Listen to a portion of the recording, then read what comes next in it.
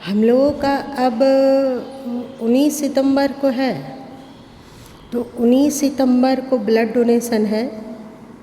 तो जिसको संदेह हो कि उनका कम हो सकता है ब्लड, तो वे अभी से शुरू कर सकते हैं शरीर स्वस्थ बनाओ अभियान। क्योंकि यदि शरीर स्वस्थ है तभी तो हम कुछ भी श्रेष्ठ कार्य कर सकते हैं। जब गुरु माँ वर्षों वर्ष पहले एक बार गांधी जी का पढ़ रहे थे, गांधी जी के संग साथ में कोई उनके साथ रहने वाले ने लिखा था कि गांधी जी के ने अमुक समय में क्या बोला, अमुक समय में क्या किया, अमुक समय में क्या उन्होंने संदेश दिया। तो इसका वे नित्य प्रतिदिन का लिखते थे अपनी डायरी में, उसी को छपाया हुआ था। तो किसी लेखक ने लिखा कि गांधी जी चले जा रहे थे रास्ते में और उनके छोटे से चप्पल देखे हो आप लोग उनकी तस्वीरों में जी, तो उनके छोटे से चप्पल खुल गया और एक कांटा चुभ गया। वहीं वे बैठ गए और कांटा को भली भांति निकालने लग गए। जहाँ गंतव्य था, जहाँ जाना था, वो थोड़ी ही दूर था। तो जो उनके साथ थे उन्होंने कहा कि बापू यहाँ बैठ रहे हैं सड़क के बीच में, लोग देखेंगे तो क्या कहेंगे। अब तो जहाँ पहुँचना है बस 10 कदम पर है, चलिए वहाँ तक, उसके बाद कांटा को हम लोग मिल के निकाल लेंगे। तो गांधी जी बोले कि नहीं, यदि 10 कदम भी चलने से पैर का कांटा अधिक अंदर प्रवेश कर जाएगा तो अच्छा नहीं होगा। ये सुनकर साथ चलने वाले को बड़ा आश्चर्य हुआ। उन्होंने कहा महाराज जी, शरीर है, शरीर में तो ये सब लगा रहता है, इतना अधिक शरीर में आसक्ति ये तो सही नहीं है। तो महात्मा गांधी ने कहा कि यदि शरीर हमारा अपना होता तो रोगी और कुरोगी जो होता सब ठीक है, स्वस्थ अथवा रोगी सबको एक्सेप्ट किया जाता, पर ये शरीर समाज का है और समाज का कार्य करने के लिए शरीर को स्वस्थ रहना अति आवश्यक है। तो यदि कांटा चुभ के अंदर रह गया और वो दर्द देने लगा, वो दब गया, चलने से तो दबेगा ना कांटा, तो फिर यह शरीर समाज की सेवाओं से वंचित रह जाएगा। जो इस शरीर का कर्तव्य है उस कर्तव्य से दूर हो जाएगा। यदि 10 दिन तक रह गया पैर में कांटा तो 10 दिन तक फिर जो भाग दौड़ है वो नहीं कर पाया जाएगा। इसलिए हमें शरीर को तो ठीक रखना होगा, ये कर्तव्य है, क्योंकि ये समाज की अमानत है। कितना अच्छा विचार था। तो वैसे ही अभी हम लोग अपना ब्लड बढ़ाएंगे किस चीज़ के लिए? सुंदर दिखने के लिए नहीं, अथवा बॉडी बिल्डर बनने के लिए भी नहीं। तो क्यों स्वस्थ रखें? समाज का कार्य हो सकेगा इसीलिए। तो अभी हम लोगों को जो भी समय बचा हुआ है, कितने समय बचा हुआ है? 1 महीना 18 दिन। सबको ही प्रयत्न कीजिए, जिन्हें भी ब्लड डोनेट करना है वे लोग अभी से ही अपने भोजन पे ध्यान दीजिए। पिछले बार बहन लोग बहुत बड़ी थी पर शतक छूने से वंचित रह गई थी। याद आई तुम लोग को? आप लोग को याद है रुंजी? थोड़ा सा के लिए वंचित रह गई थी। कोशिश करना चाहिए बहनों को कि इस बार शतक पूरा करें। इससे क्या होता है कि बहन लोगों में एनर्जी आती है, ऊर्जा आती है, और वे सोचते हैं कि नहीं हम भी दे सकते हैं। कल तक जब आश्रम में ब्लड डोनेशन नहीं चला था, तब पहले यहाँ पे गिरिडीह में कहीं भी ब्लड डोनेशन का कैंप लगता तो उसमें बहनें सुनने रहा करती थी। आप लोग को पता है जी। और जब आप लोग आश्रम में इतने लोगों को बढ़ चढ़ कर देते हुए देखा गया तो पूरे गिरिडीह में ये बात फैली, लोग स्वीकार करें या ना करें। फिर ब्लड डोनेशन में बहनें भी आगे आने लगी, कहीं पर भी। हम लोग को लगता है कि हम लोग कुछ नहीं कर सकते हैं, बहन लोग को, कि हम लोग ना डर लगता है, कपते हैं। यहाँ आश्रम से जुड़ी हुई बहनें कपती नहीं है, वो डर को ललकार सकती है। सही ना? सही। एक बार गुरु माँ कलकत्ता में थे तो आँखों में इंजेक्शन लेना था, तो आँख के अंदर इंजेक्शन लेना ये थोड़ा सा तो तो जब गुरु माँ ऑपरेशन रूम में थे और सब कुछ हो गया, पहले उन लोग आँख में स्प्रे वगैरह देकर धोता है जिससे कि किसी तरह का धूल कण वायरस ना हो। तो पानी का एक छींटा पड़ने पर डॉक्टर ने कहा स्थिर। फिर सिर टेबल से पीछे की ओर झूल रहा हो या सिर टेबल पर हो या और कुछ हो, सोच लिया गया कि मैं शरीर नहीं, मैं चेतन हूँ, मैं आत्म तत्व हूँ। अपनी आत्मा में स्थिति बनाने का प्रयत्न, अपना स्वरूप में डुबकी लगाने का प्रयत्न। उसके बाद जब उनकी सारी जो भी प्रोसेस थी, प्रक्रिया थी, पूरी हो गई, तो डॉक्टर ने विकास को कहा कि ऐसा पेशेंट कहीं नहीं देखे, कभी नहीं देखे, जो इस तरह स्टैचू बन जाता हो, अचल हो जाता हो। और आंखें क्योंकि खुली रखनी है, आंखों को खुला रखा जाएगा तभी तो उसमें इंजेक्शन दे पाएंगे वे। जो सब कुछ दिख रहा है कि वे लोग इंजेक्शन भर रहे हैं और वो इंजेक्शन निकट आ रहा है और उनका हाथ आँख की ओर बढ़ रहा है, अब चुभने वाला है। तो हो सकता है कि थोड़ा चेहरे पे दर्द हो, अथवा सिकन आ जाए, अथवा अंदर घबराहट आए। स्थिर तो स्थिर।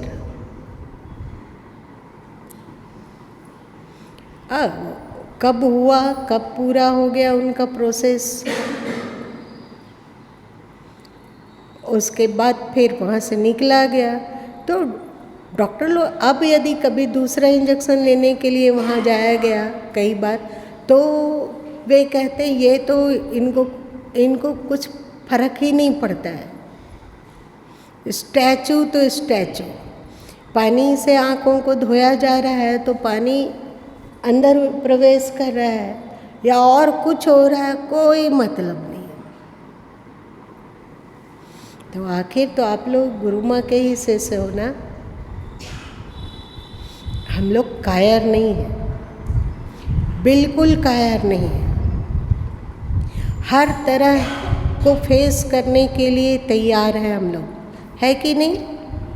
चाहे भाई हो या बहनें हो, सब कोई बहादुर, अंदर में हिम्मती। आप हिम्मती बनते हैं तो समाज आपको देखकर सीखता है कि नहीं? इसीलिए हर बच्चों को, चाहे वो बेटियां हो या बेटे हो, उनको अपने आप को शुगर इत्यादि से बचा के रखना चाहिए। क्यों? वैसे शुगर कोई खतरनाक चीज़ नहीं है, परंतु फिर ब्लड डोनेशन कैसे कर पाएंगे? अपने लिए नहीं, समाज को कुछ देने के लिए।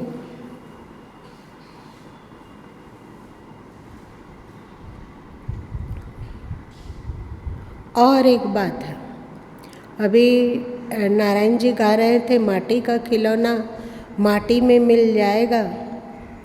तो ये तो सच है कि शरीर एक दिन नष्ट हो ही जाता है। चाहे आप हम लोग इस शरीर को कितना भी पौष्टिक भोजन दे या और भी कोई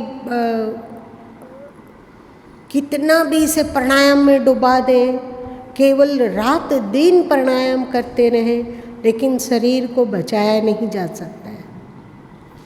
बचाया जा सकता है, शरीर को नहीं बचाया जा सकता है।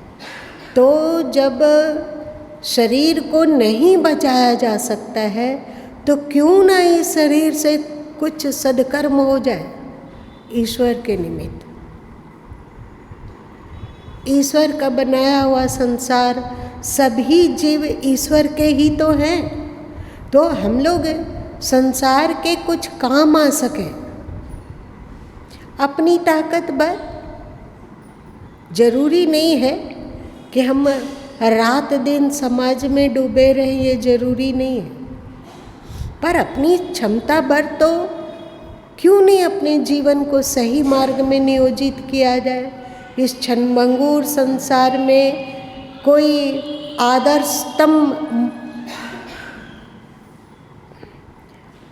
आदर्श प्रस्तुत किया जाए, उच्चतम आदर्श प्रस्तुत किया जाए, है कि नहीं।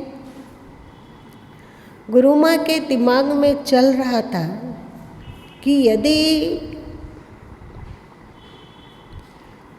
अभी भी भारत में सनातन धर्मावलंबी अधिक है ना, और सनातन धर्मावलंबी को अधिक रहने की आवश्यकता है। क्यों?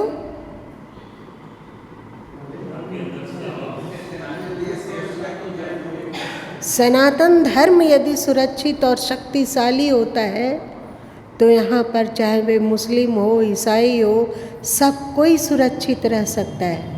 पर यदि वे मजबूत हो गए तो हम लोग यहाँ सुरक्षित नहीं रह सकते। इस बात को समझ में आती है ना। यदि हम लोग कमज़ोर होते हैं, यदि हम लोग अल्पसंख्यक हो जाते हो, तो हम लोग जिंदा नहीं रह पाएंगे। देख लीजिए ना, जब देश आज़ाद हुआ था तो पाकिस्तान में 23% हिंदू लोग थे, आज 1 पॉइंट है, 1%। कहाँ गए वे? विवश हो गए। अपना जान बचाने के लिए, अपने परिवार को बचाने के लिए, अब घरों की इज्जत सम्मान की रक्षा हेतु वे लोग इस्लाम स्वीकार करना ज़्यादा श्रेष्ठ समझे। तो यदि हम लोग कमज़ोर होते हों, असंगठित होते हों, तो हम लोगों की दुर्दशा सुनिश्चित है। पर यदि हम शक्तिशाली होते हों तो फिर अन्य धर्मावलंबी की कहीं दुर्दशा नहीं है। जिस क्षेत्र में सनातन धर्मावलंबी 80% हैं और 20% में वे लोग हैं, तो क्या वे वहाँ पर असुरक्षित हैं? जहाँ 80% हिंदू है और 20% में ईसाई और मुस्लिम है, तो वे असुरक्षित नहीं है। पर जहाँ वे 80% हो और आप 20% हो, तो आपका जिंदा रहना मुश्किल है। और दुर्भाग्य की बात ये है कि जो वहाँ बैठे हुए हैं, उनके पूर्वज भी कभी सनातनी ही थे ना। यदि वे सनातनी रह पाते तो कितना अच्छा था कि उनके अंदर में भी प्रेम रहता।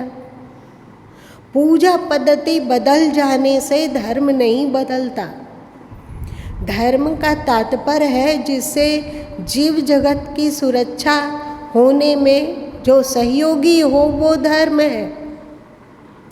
इस तरह से कटुता, नफरत और हिंसा का बढ़ावा कभी भी धर्म का अंग नहीं हो सकता है, किसी भी हालत में नहीं। हमारा ही लहू वहाँ पहुँच गया तो कैसा उदंड बन गया है कि नहीं। तो हम लोगों का समाज के प्रति कर्तव्य है।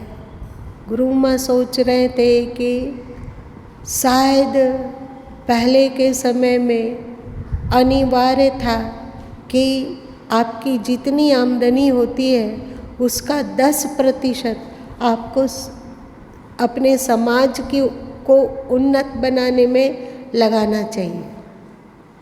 वो प्रचलन समाप्त हो गया, हुआ ना। लेकिन फिर भी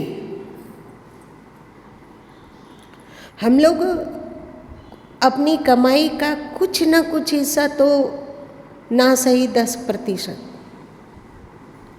आधा प्रतिशत, 1% भी समाज के अपने पिछड़े भाई बंधु के लिए उपयुक्त करते हो, उपयोग करते हो, तो हमारा समाज इस तरह नहीं होगा।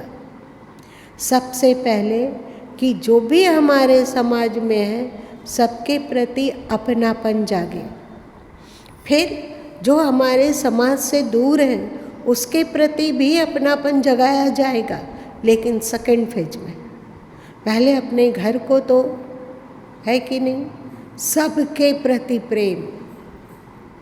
प्रेम क्या हुआ, धन नहीं है तो दिमाग तो है ना, बुद्धि तो है ना, तो क्यों नहीं आपस में हम लोग प्रेम कर सकते हैं। और एक बात दिमाग में आई कि अब पिछले साल हम लोग जन्मदिन में विद्यार्थियों को जो कि करुणालय में शिक्षारत हैं, उनमें से जो गरीब थे उनको पूरे परिवार का वस्त्र हम लोग दिए थे, हुआ था ना। ये याद रखना, इसमें अकड़ नहीं हो, आप निमित्त हैं, ईश्वर ने वैसा जुगाड़ बैठाया, आप केवल निमित्त होकर आगे बढ़कर वो काम किया। यहाँ अहं की बात नहीं है, ईश्वर को धन्यवाद देने की बात है, सद्गुरु सत्ता को धन्यवाद देने की बात है कि हम लोगों को अच्छा कर्म करने का अवसर मिला। और किसके लिए किया। अरुण जी, आप वाणी के लिए टॉफ़ी ले जाते हैं तो उसमें आपको अकड़ होता है क्या? हाँ, क्यों नहीं होता है? तो ये ऐसा कहीं लिखा हुआ है शास्त्र में कि जो हमारे शरीर से जन्मा अथवा शरीर से जुड़ा वही अपना है, सो कहीं लिखा हुआ है? हाँ, तो जो हमारे पिछड़े लोग हैं, पिछड़े बंधु हैं, उनके लिए हम कुछ नहीं कर पाते हो, कोई बात नहीं, कुछ नहीं कर पाते हैं, पर उनसे प्रेम तो कर ही सकते हैं ना। प्रेम में भी क्या खर्च लगता है, उनके प्रति सद्भावना तो रख ही सकते हैं ना, रख सकते हैं या नहीं? उनको क्यों नहीं अपना समझ सकते हैं? समझने में बाधा कहाँ है, बाधा क्या है, हमें बताओ। अब की सोचा जा रहा था कि क्यों ना गुरुमा लोगों ने आसपास बहुत बार किया है, ये है ना, बहुत बार वस्त्र इत्यादि का वितरण हुआ है। इस बार थोड़ा सा और दूर हटते हैं, मतलब और दूर जाते हैं और वहाँ जो किसी गांव को फोकस करते हैं कि ये गांव है, वहाँ जो सचमुच में गरीब हो उसका एक लिस्ट तैयार किया जाता हो और उनके लिए हम लोग कुछ कर पाते हो। ठीक है कि सावा मन नहीं कर पाएंगे, पर सावा छटाक तो किया ही जा सकता है। हम लोग पूरी दुनिया को नहीं बदल सकते हैं, पूरी दुनिया में कुछ नहीं कर सकते हैं, पर सावा छटाक आसपास किया जा सकता है। नहीं किया जा सकता है।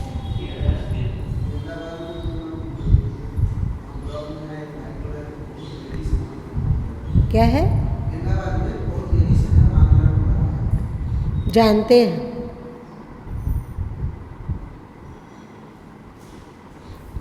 हम लोग बेवकूफ़ हैं। हम लोग कभी नहीं सोचते हैं कि अपने धर्म को बचाने के लिए किसको वोट देना चाहिए और किसको वोट नहीं देना चाहिए। मणिपुर उदाहरण लीजिए, जब तक वहाँ के जो मूलवासी हैं मरते रहे, कटते रहे, प्रताड़ित होते रहे, उनकी बहू बेटियों को के साथ बदतमीजी बदसलूकी होती रही, तो सारे के सारे लोग चुप थे। उस समय किसी को नहीं दिखा। क्या हिंदुओं में जान नहीं है? क्या हिंदुओं की अपनी इज्जत नहीं है? क्या उनका अपना स्वाभिमान नहीं है? क्या वे लोग फेक निवासी हैं भारत में? अभी हरियाणा में जो भी हुआ, मेवात में, तो यदि हिंदू उग्र होता है तो सभी लोग चिल्लाने लग जाते हैं, सभी जितने भी पार्टी हैं, और दुर्भाग्य से वे भी सनातनी हैं, पर उनको सूझता नहीं है कि सच्चाई क्या है। उल्टे यदि आप समाचार को खोलोगे और वाद विवाद हो रहा हो वहाँ, तो वहाँ अनेक पार्टी वाले लोग हैं जो उनके पक्ष में बोलेंगे और आपकी धज्जी उड़ाएंगे। और हम लोग क्या करते हैं?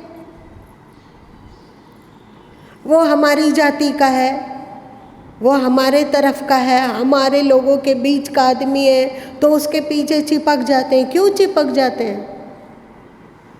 क्यों चिपकेंगे? न्याय, गुरु माँ हमेशा कहते हैं, कभी भी हिंसा का समर्थन नहीं है, पर यदि कोई न्याय नहीं करेगा, सच्चाई को संसद के पास आने नहीं देगा, यदि संसद में इसकी चर्चा होती हो तो बहुत सारे लोग उसका विरोध में चिल्लाना चीखना शुरू कर देगा, तो हिंदू लोग क्या करेगा? कहीं से उसको सहयोग करने वाला कोई नहीं हो, तो अपना जान बचाने के लिए उग्र होना स्वाभाविक है, क्रिया का प्रतिक्रिया होती ही है। तो जो स्टार्ट करता हो, चाहे वो हिंदू स्टार्ट कर रहा हो, चाहे मुस्लिम स्टार्ट कर रहा हो, स्टार्ट करने वाले को क्यों नहीं पकड़ा जाना चाहिए? क्यों उन्होंने दंगा भड़काया? क्यों उन्होंने पत्थरबाजी की? क्यों उन पर गोलियां चलाई गई? कैसे दिल्ली में भी एक बार हुआ था ना? हाँ, क्या नहीं सुनाई पड़ा? जो भी हो, तो क्या वे लोग पत्थर लेकर बैठते हैं छतों में? क्या ये सुनियोजित नहीं है? पर कितने लोग बोलते हैं इसके बारे में? कोई नहीं बोलेगा, सब चुप है। देख देख करना लगेगा। आप लोग यदि अपने देश की स्थिति को देखोगे तो लगेगा कि क्या करें, कौन सा कार्य करें कि अपने लोगों को बचाया जा सके। हम लोग भारत में हैं, पर हम दोयम दर्जे के हैं, हमारी कोई इज्जत नहीं है। हम लोग तो ऐसे बेवकूफ़ लोग हैं कि कितना भी दूर दुराया जाता हो हमको, हम लोगों को किसी भी पार्टी के द्वारा, पार्टी की कोई बात नहीं है, न्याय और अन्याय की बात है।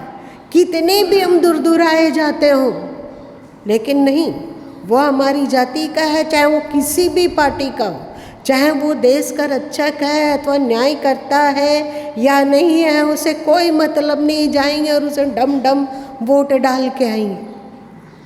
हम लोगों में ऐसा फूट क्यों है? खैर,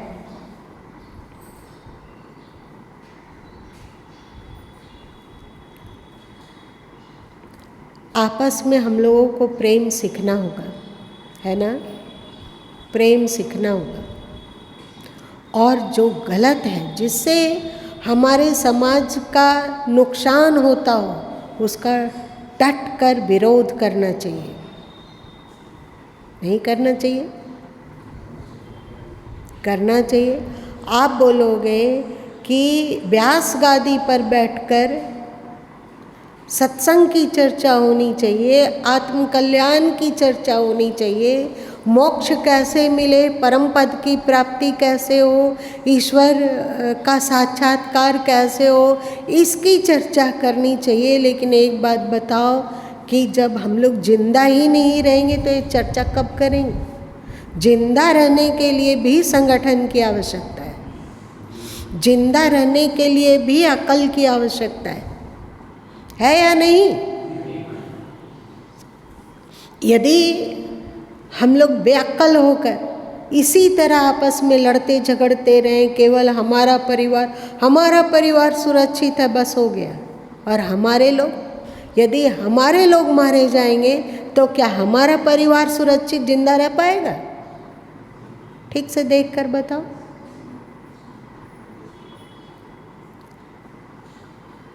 जो प्रकरण आ गया इसलिए इसकी चर्चा चल गई। तो हम लोगों को आपस में प्रेम बांटने में, खपाने में क्या लगता है? जब मरना ही है, जब शरीर एक दिन नष्ट होगा ही, तब क्यों ना इस शरीर में जब तक प्राण है तब तक कुछ श्रेष्ठ किया जाए। सबसे पहले अपनों के लिए। अपने कौन है? अभी अपने कौन? मेरा बेटा 2 ठो है कि 3 ठो है, वो अपने, दामाद अपने, बहू अपने, पोते पोतियाँ अपने, नाती नतिनियाँ अपने, इतना ही है हमारा अपना।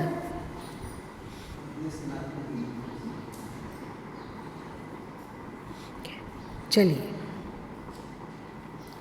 तो इसके लिए फिर एक बार कोशिश करके देखा जाता है कि किस गांव में जाना ज़्यादा अच्छा है।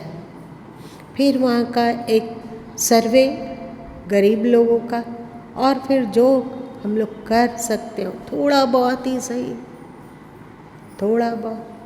क्या आपको कोई एक गुलाब भेंट करता है तो आप उसे जितना बड़ा थैंक यू बोलते हैं, क्या एक कोई महंगा चीज़ गिफ्ट करता हो उसे भी उतना ही बड़ा थैंक यू बोलते हैं कि बहुत महंगा थैंक यू बोलते हैं, इतना ज़्यादा? एक गुलाब भी कोई आपके जन्मदिन पर आपको दे देता है तो आप लोग को अच्छा लगता है? लगता है? उसे कुछ नहीं होने वाला है। उस गुलाब से ऐसा नहीं कि हमारा पेट भर जाएगा, अथवा उस गुलाब से कुछ चमत्कार घटित हो जाएगा हमारे जीवन में, ऐसा कुछ नहीं है। फिर भी देने वाले के प्रति अच्छा भाव मरता है कि नहीं? तो क्या हुआ? हम लोग किसी को कुछ नहीं कर सकते हैं, एक गुलाब तो दे ही सकते हैं कि ये भी अपने जान पहचान वाले लोगों को ही दिया जाना चाहिए। गुलाब देना मतलब क्या हुआ? प्रेम देना।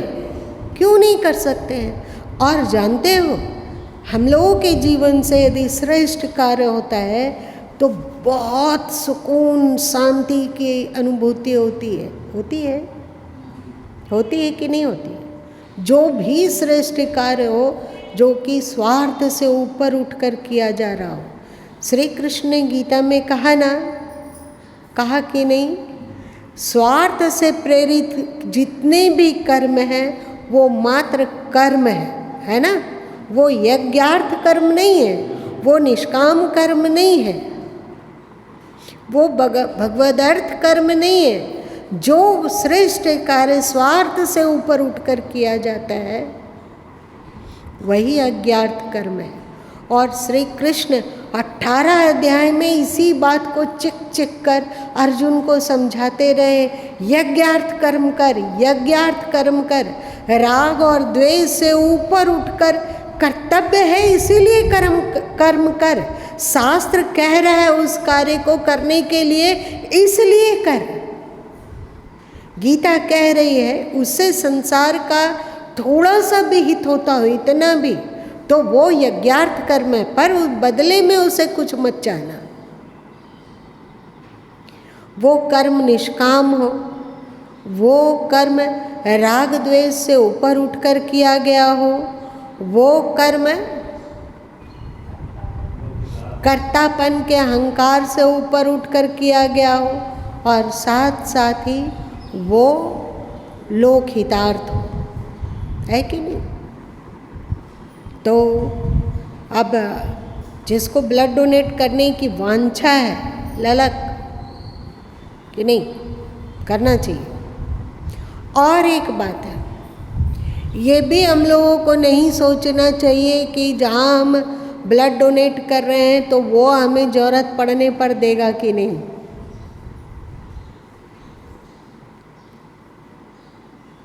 यदि ज़रूरत पड़ने पर नहीं देता हो तो क्या करें।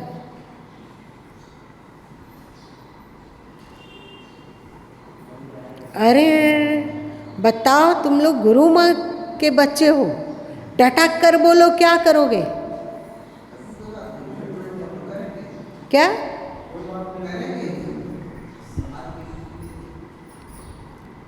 हाँ, ये पता चलता हो कि वे ब्लड को बेचते हैं अथवा पैसा उसके लिए लेते हैं, तो इसके विरुद्ध आवाज़ उठाया जाएगा। ये ऐसा आप नहीं कर सकते हैं। और ऐसा नहीं है, ज़रूरत पड़ने पर वे लोग देते ही हैं, देते हैं। ऐसा नहीं है कि वे नहीं देते हैं, परंतु हम लोगों को स्वार्थी नहीं होना चाहिए। ऐसा क्यों सोचे कि कल हमें ज़रूरत पड़ेगा तो वो देगा कि नहीं। ये ईश्वर से क्या प्रार्थना हम लोग कर ले रहे हैं, बस सोचो। मतलब अब उसका पाने के लिए कि वो ब्लड हमको मिले, इसके लिए हमें पहले रोगी बनना होगा कि नहीं। रोगी बनेंगे अथवा हमारा परिवार कोई रोगी होगा और उसके शरीर में खून की कमी हो जाएगी और उसको उसकी जान बचाने के लिए तत्काल खून की आवश्यकता होगी, तभी तो हम लोग उसका रिटर्न ले पाएंगे। क्या आप लोग ऐसा चाहते हो? ये बेवकूफ़ी वाली इच्छा हम लोगों को करना ही नहीं चाहिए, नहीं चाहिए हमें। भगवान कभी ऐसा अवसर ही ना लाए कि हमें ब्लड की आवश्यकता पड़ जाए। ये परफेक्ट है कि नहीं?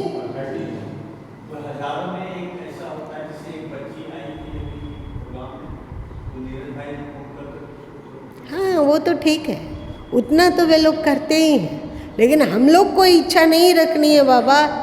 वो भगवान भी अजीब अजीब है, उनको जो विचार पसंद नहीं आता है ना, तो वो हम लोगों के जीवन में लाता है और कहता है कि देख, इच्छा करेगा तू, ले भोग। तो वो क्या कर देगा सो पता नहीं है, इसलिए कोई इच्छा नहीं।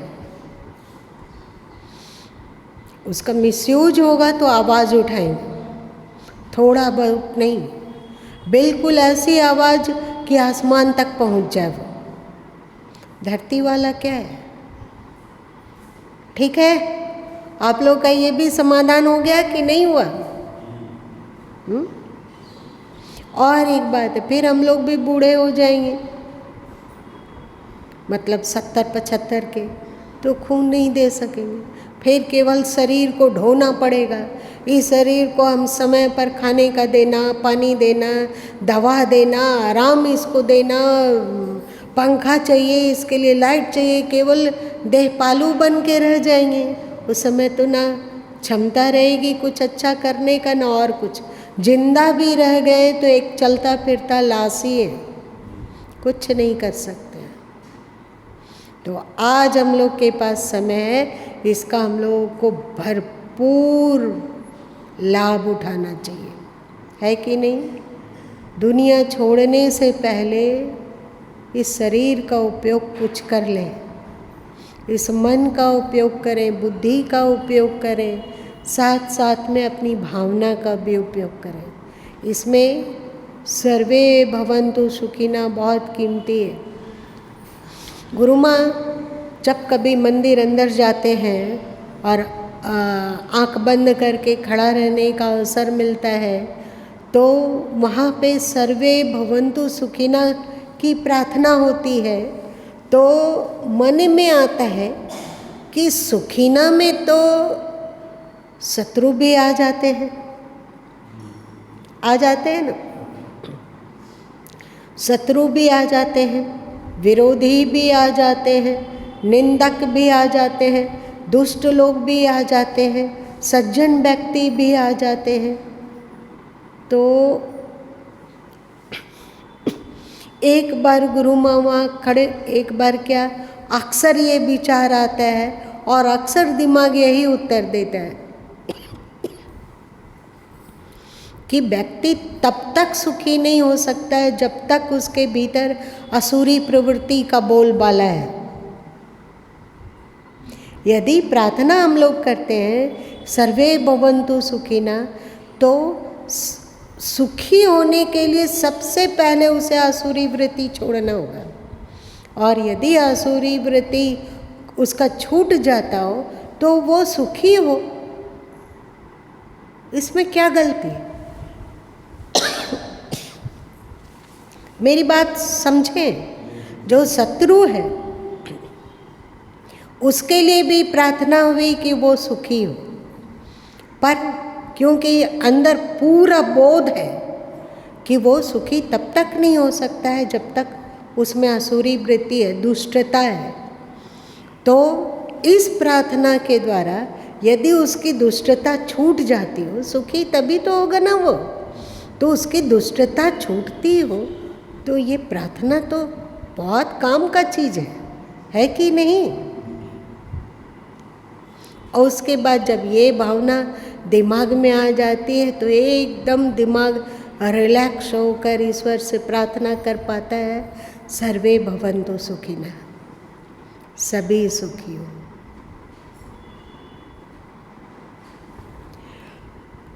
हम लोग के भी रोम रोम से ये गूंजे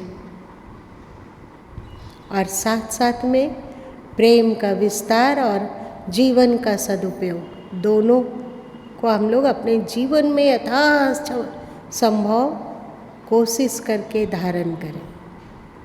आज इतने ही रहने देते हैं।